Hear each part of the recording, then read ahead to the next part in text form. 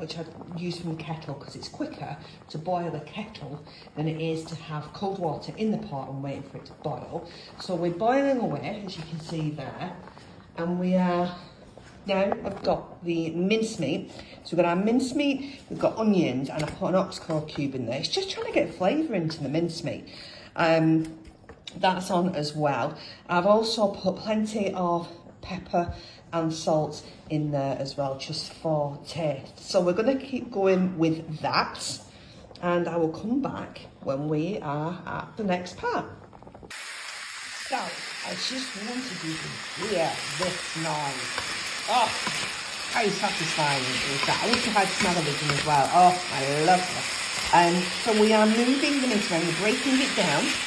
Breaking it down, you can already hear it as it's starting to sizzle. You can see as well the different colour that it is going as it is cooked. Just keep turning it over, turning it over.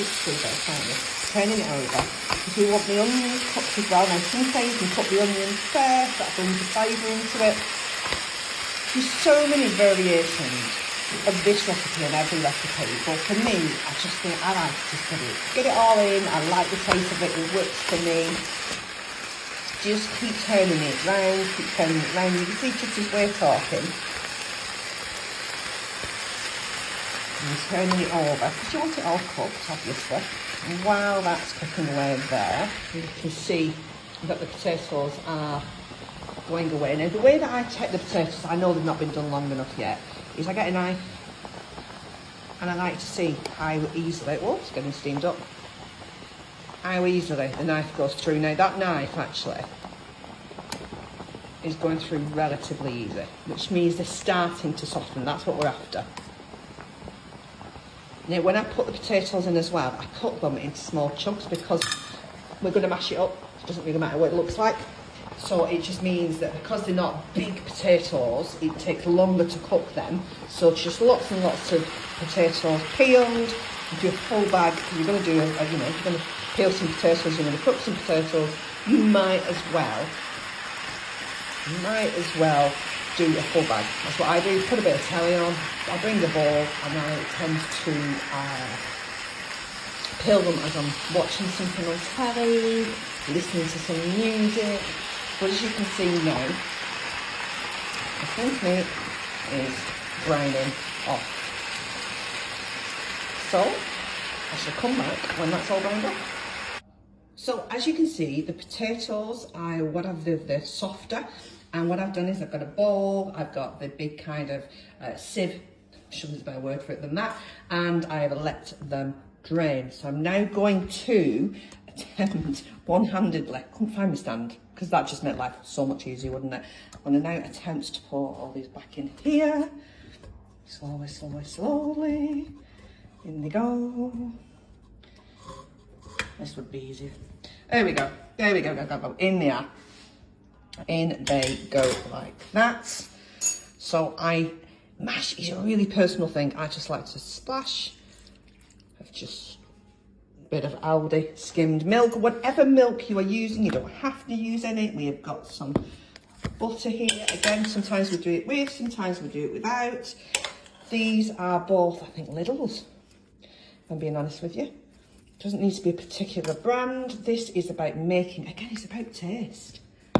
You can do it with or without butter. I'll be honest with you, we don't always do it with butter or spread, as it's now known. Like that. And then we have our masher.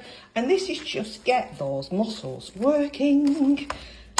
And I just kind of keep going. You can see where I put the milk before coming through. And you just keep going and keep going. And even when you think that it's done, it won't be. You can see now, we did that whole bag, didn't we?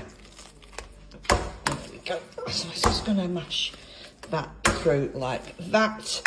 Add a little bit more milk if you want to do, which I'm going to do. Just add, less is more.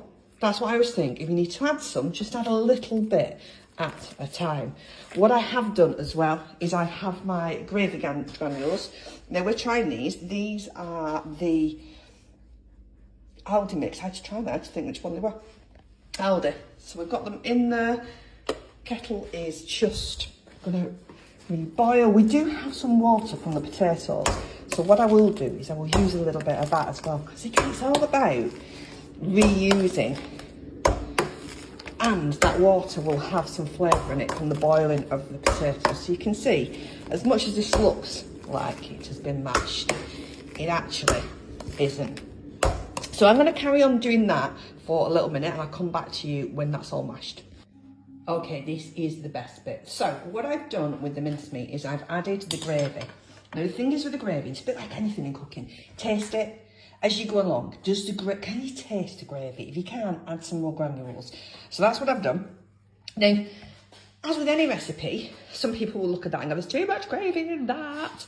But what I'm looking at is not having to put something in an oven. And for me, the gravy is the bit, I'll be honest with you, that makes it. You don't want as much gravy in yours, don't put any in. But for me, that is my favourite bit.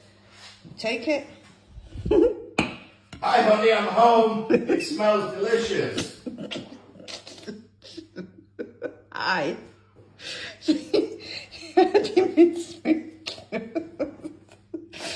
You had your mincemeat.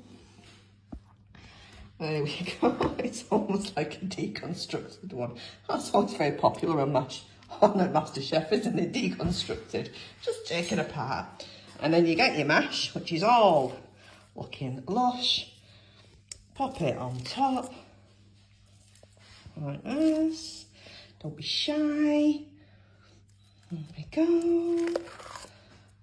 On it goes, on it goes. Don't mess around with these spoonfuls, do I? There we go. Whoops, daisies. There we go. And just a tad more gravy, because over the top. There we go.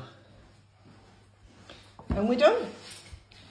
You can serve as it is. You can serve it with a bit of bread and butter, whatever you fancy. But for me, that is now lunch, or it's going to be lunch for the next couple of days as well. And you've just used the hob once over. Let me know if you've got any variations. What do you think? And enjoy.